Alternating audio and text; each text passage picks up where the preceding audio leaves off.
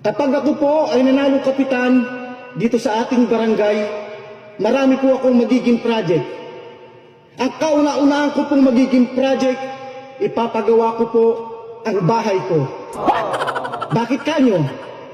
Para naman kapag binisita nyo ko sa aming tahanan, maganda at presentable. Hindi po ba? Ang pangalawa ko pong magiging project, bibili po ako ng magandang sasakyan. Bakit kanyo? Para kapag kailangan nyo ang tulong ko, madali ko kayong mapupuntahan. Hindi na po maglalakad ang inyong kapitan. Ang pangatlo ko pong magiging project, bibili po ako ng bagong cellphone.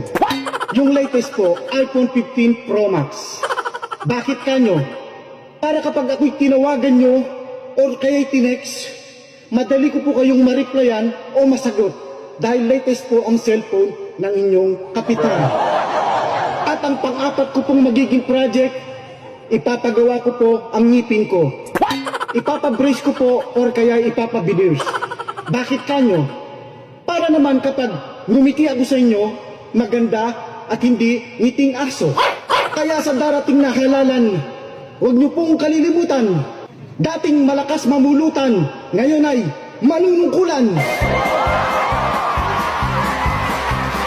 Nandito na ang ating